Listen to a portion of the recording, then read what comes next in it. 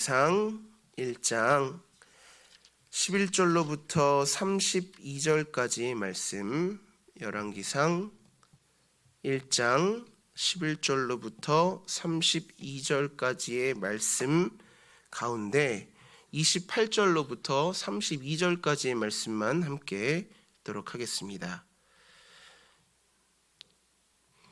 구약성경 508구면에 있습니다. 열왕기상 1장 28절로부터 32절까지의 말씀 우리 한 목소리로 합독하여 읽도록 하겠습니다. 시작. 다윗의 왕이 명령하여 이르되 밧세바를 내 앞으로 부르라 하매 그가 왕의 앞으로 들어가 그 앞에 서는지라. 왕이 이르되 내 생명을 모든 환난에서 구원하신 여호와께서 살아계심을 두고 맹세하노라. 내가 이전에 이스라엘의 하나님 여호와를 가리켜 내게 맹세하여 이르기를 내 아들 솔로몬이 반드시 나를 이어 왕이 되고 나를 대신하여 내 왕위에 앉으리라 하였으니 내가 오늘 그대로 행하리라. 밧세바가 얼굴을 땅에 대고 절하며 내 주 다윗 왕은 만세수를 하옵소서 하니라. 다윗 왕이 이르되 제사장 사독과 선지자 나단과 여호야다의 아들 브나야를 내 앞으로 부르라 하니 그들이 왕 앞에 이른지라. 아멘. 우리 함께 인사 나누겠습니다. 할렐루야. 할렐루야. 네, 이른 아침 오늘도 하나님의 말씀 앞에 예배의 귀한 자리에 나오신 우리 귀한 일부 성도님들 한 분 한 분 축복하고 환영합니다. 오늘도 주시는 말씀의 은혜가 우리의 오늘 하루의 삶에 감사의 이유와 또한 소망이 될 수 있기를 예수님의 이름으로 축복합니다. 열왕기상 세 번째 시간으로 1장 11절로부터 32절까지의 말씀을 함께 나누고자 합니다. 통일왕국 이스라엘의 2대 임금 다윗, 초대 임금이었던 사울과는 다르게 하나님의 말씀을 귀하게 여기고 또 그 뜻에 순종하기를 기뻐하며 40년간 온 이스라엘 나라를 다스린 덕에 나라 이스라엘은 그 어느 때보다도 평안의 길을 걷고 있었습니다. 그러나 이제 이른의 나이가 된 다윗의 연로함으로 인해 당시 온 나라의 관심은 이제 다윗의 뒤를 이을 왕위 후계에 집중되어 있었습니다. 이때 가장 먼저 선수를 치고 나온 그 인물이 다윗의 넷째 아들이었던 아도니아였습니다. 그도 그럴 만한 것이 늙은 아버지 다윗은 정사를 볼 수 없을 정도로 병약해져 있었습니다. 또 서열상으로 위에 있던 세 명의 형들 암논, 길르압 그리고 압살롬이 모두 죽고 없었기 때문에 이제 가장 높은 서열이 된 아도니아는 혈통상으로나 혹은 기질적으로나 자신이 왕위를 이어가는 것이 적임자라 판단하여 강한 야욕을 갖고 자신의 지지자들이었던 사람들과 군사령관 요압, 제사장 아비아달과 함께 거사를 준비하기 시작합니다. 그러나 하나님이 다스리시는 신정국가 이 이스라엘에서 왕이 될 자에게 가장 중요한 기준은 후계 서열이나 혹은 기질적인 어떠함이 아니라 바로 하나님의 뜻이었습니다. 그런데 사무엘하 12장 24절로부터 25절 말씀까지의 말씀을 보게 되면 일찍부터 하나님의 뜻은 솔로몬에게 있었다라는 것을 알게 됩니다.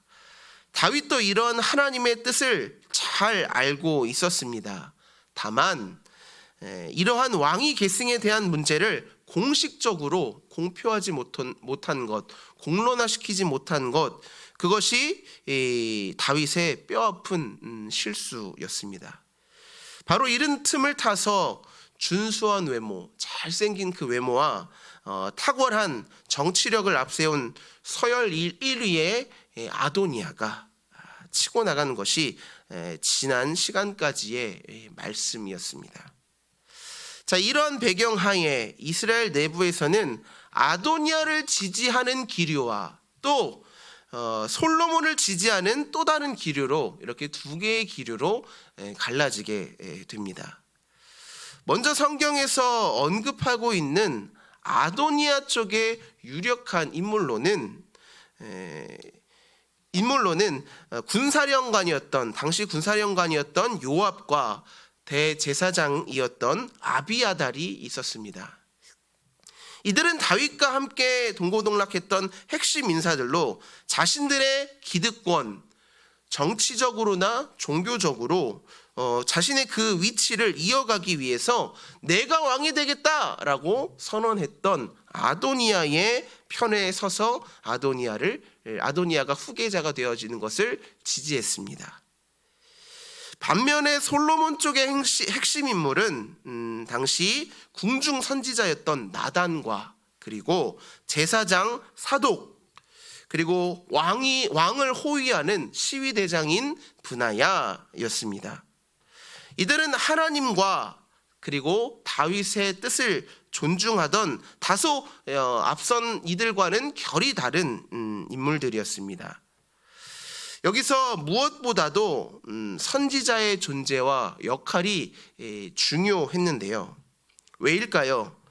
여러분, 선지자는 시대마다 하나님의 마음을 느끼며 또 하나님의 뜻을 백성들에게, 왕에게 말씀으로 대변하는 자이기 때문이죠.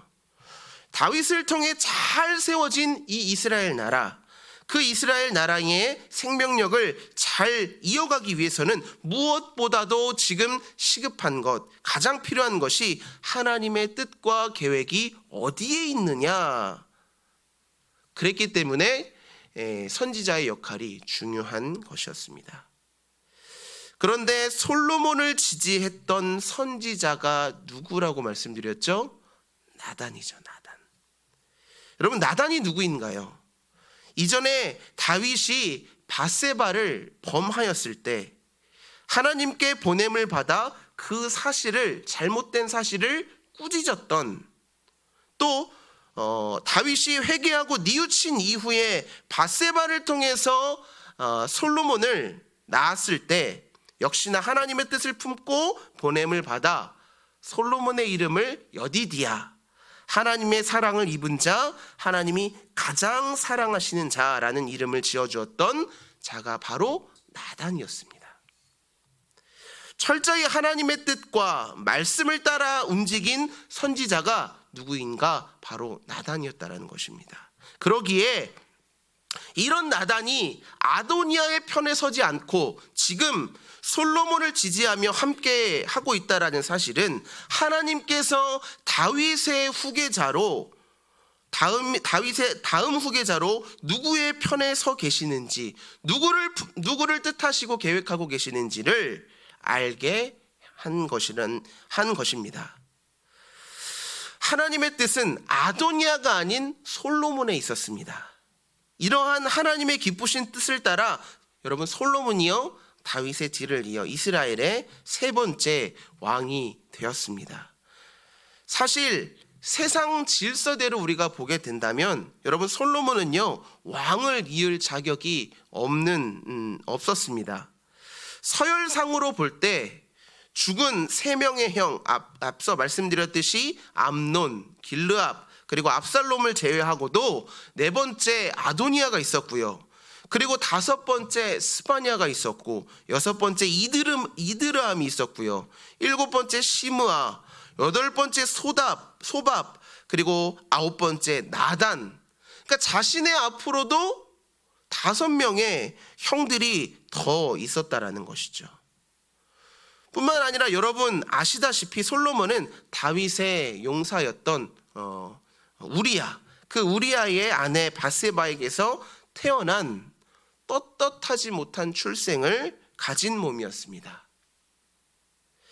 하지만 동시에 솔로몬은 범죄했던 다윗이 하나님 앞에서 깊이 회개하고 또 뉘우친 후에 선물로 주어진 아들이기도 했습니다. 그래서 하나님은 특별히 솔로몬을 사랑하셨습니다. 그리고 그 솔로몬을 통한 하나님의 뜻을 계획하시어 다윗에게 알려주셨는데요. 역대상 22장 8절로부터 10절까지의 말씀, 이렇게 기록되어져 있습니다. 여호와의 말씀이 내게 다윗에게 임하여 이르시되 너는 피를 많이 흘렸고 크게 전쟁하였느니라. 내가 내 앞에서 땅에 피를 많이 흘렸은즉 내 이름을 위하여 성전을 건축하지 못하리라. 보라, 한 아들이 내게서 나리니 그는 온순한 사람이라. 내가 그로 주변 모든 대적에게서 평온을 얻게 하리라. 이름을 솔로몬이라 하리니 이는 내가 그의 생전에 평안과 안일함을 이스라엘에 줄 것임이니라. 그가 내 이름을 위하여 성전을 건축할지라. 그는 내 아들이 되고 나는 그의 아버지가 되어 그 나라 왕위를 이스라엘 위에 굳게 세워 영원까지 이르게 하리라. 아멘. 솔로몬을 통한 하나님의 뜻과 계획하심은요, 다윗의 왕위를 이어 다윗이 이루지 못한 그 하나님의 성전을 건축하는 일, 거기에 있었습니다. 하나님께 민감한 선지자였던 나단 역시 이 사실을 알고 있었던 것이죠. 오늘 말씀에서는요, 본문 말씀에서는 여론몰이와 대세의 길을 걸어가고 있던 이 아도니아에 비해서 이제 여차하면 후계구도에서 밀려나서 죽게 될 수도 있는 위기에 처한 밧세바와 나단이 등장합니다. 여러분, 이 둘은요, 아도니아의 반역을 다윗에게 알림과 동시에 다윗에게 또한 주셨던 하나님의 말씀을 기억할 수 있도록, 회상할 수 있도록 회고하게 합니다. 비록 몸은 많이 쇠해졌지만 여전히 하나님께 마음을 두고 그 인생의 마지막을 준비하고 있던 다윗은 이전에 두신 그 하나님의 뜻을 기억하고 그 뜻을 따라 자신의 후계자로 솔로몬을 공표하게 됩니다. 그리고 솔로몬을 왕으로 세우는 이 대관식을 거행함으로 그동안의 아도니아의 모든 반역, 그 반란이 거사가 물거품이 되도록 하였습니다. 여러분, 이러한 신비한 역전의 드라마는 변치 않으시는 하나님의 뜻과 또 약속이 있었기에 가능했습니다. 하나님은 솔로몬을 일찍부터 선택하시고 또한 그에게 왕위를 주시기로 그 선하신 뜻을 정하시고 바꾸지 않으셨다라는 것입니다. 여러분, 그렇습니다. 우리 하나님은 변함없으신 분이십니다. 믿으십니까? 아멘. 말라기 3장 6절 말씀에서는 이렇게 말씀합니다. 나 여호와는 변하지 아니하나. 야고보서 1장 17절 말씀에서는 이렇게 말씀합니다. 각양 좋은 은사와 온전한 선물이 다 위로부터 빛들의 아버지께로부터 오나니 그는 변함도 없으시고 회전하는 그림자도 없으시니라. 이사야 40장 8절 말씀은 이렇게 말씀합니다. 풀은 마르고 꽃은 시드나 하나님의 말씀은 영원히 변함없으시다. 마지막 민수기서 23장 19절 말씀 이렇게 말씀합니다. 하나님은 사람이 아니시니 거짓말을 하지 않으시고 인생이 아니시니 후회가 없으시도다. 어찌 그 말씀하신 바를 행하지 않으시며 하신 말씀을 실행하지 않으시랴. 아멘. 사랑하는 성도 여러분, 변함없으신 우리 하나님, 좋으신 우리 하나님은요, 당신의 뜻하신 바, 선하신 그 약속의 말씀 또한 변함없으시며 신실하게 이루어 가시는 미쁘신 분이심을 믿으시길 바랍니다. 오늘 본문의 말씀을 통해서 이스라엘의 왕위가 어떠한 상황 가운데 이제 바뀌어 가지게 되어졌는지를 우리가 살펴보았는데요. 여러분, 외적인 면으로 보았을 때 따지고 보면 아도니아는 솔로몬보다 모든 면에서 외적으로 우세해 보입니다.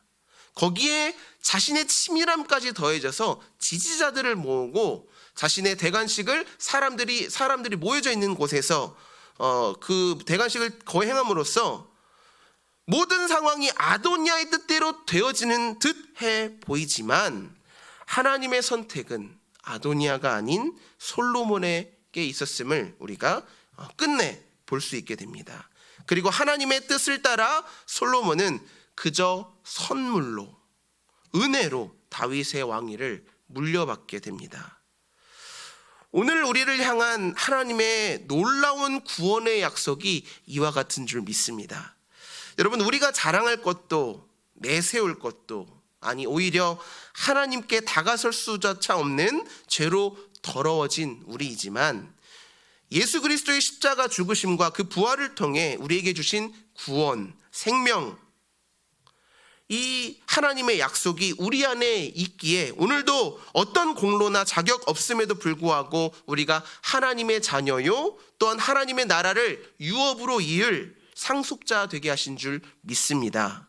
이것이 오늘도 우리에게 주신 이 하루를 살아가는 가운데 기뻐하며 감사해야 할 이유가 여기 있는 줄 믿습니다. 바라기는 이 은혜를 찬양하며 주어진 삶의 모든 자리에서 어떤 상황에 놓일지라도 감사할 수 있는 이 은혜가 우리 일부 성도님들 모두의 삶 가운데 충만하게 가득하게 넘치시기를 예수님의 이름으로 축복합니다. 함께 이 시간 기도하겠습니다.